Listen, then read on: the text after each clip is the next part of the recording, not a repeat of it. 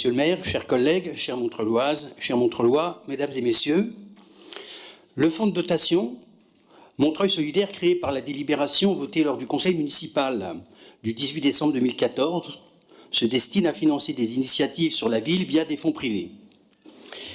Ils auront pour objectif de promouvoir le développement de la culture, du sport, de la citoyenneté ou encore de la protection de l'environnement. Ces fonds proviennent de dons effectués par de grandes entreprises privées. Cela a été dit. Face à la raréfaction des financements publics et pour faire face au risque de devoir abandonner des actions qu'elles mènent auprès de publics en difficulté, les collectivités territoriales, à l'image de Montreuil, se tournent aujourd'hui de plus en plus vers des cofinancements privés. Ainsi, outil de financement d'organismes à but non lucratif, le fonds de dotation peut constituer un relais intéressant pour une collectivité. La contrepartie pour les entreprises se matérialisant sous la forme d'une déduction fiscale à hauteur de 60%. Il nous faut admettre que le fonds Montreuil solidaire a permis de baisser la part du budget ville sur les événements. Malgré son caractère palliatif aux carences de l'État, il s'agit d'une forme de répartition des richesses, certes bancale, mais effective, puisqu'il utilise de l'argent d'entreprises privées pour le bien public. Sur le meeting d'athlétisme, la contribution des sponsors a permis d'économiser 65 000 € sur le budget de la ville. C'est donc, quand bien même nous sommes d'accord que dans un monde idéal, nous aurions préféré nous en passer, ne sont-ils pas pour ces entreprises qui ont bénéficié directement ou indirectement des flux de financement public qu'un juste retour? De ce point de vue-là, notre groupe se montre favorable à ces fonds.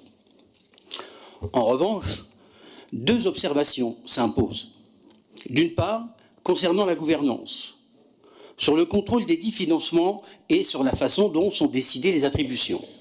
D'autre part, sur la transparence et plus largement sur l'influence de ces financements sur les politiques publiques menées au plan local.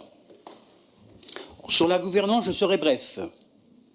Depuis novembre 2017, le CA des fonds, présidé par Monsieur le maire, n'a plus de représentant du conseil municipal à la suite de la démission d'une élue. Cela nous pose la question du maintien du lien démocratique dans des organismes tels que Montreuil solidaire. Si nous savons que le comité stratégique d'investissement, censé être consulté avant chaque dépense, n'a jamais été réuni en raison de sommes en dessous du seuil nécessaire pour le réunir, nous souhaitons faire part de notre inquiétude. Sur la transparence, on ne le sait que trop bien. L'heure est à rapprocher la décision publique au plus près des citoyens, notamment pour éviter d'alimenter les fantasmes en tout genre et un certain discours anti-élus. Et en ces termes, transparence, ce doit être le maître mot. Or, comment savoir comment sont choisis les projets à financer?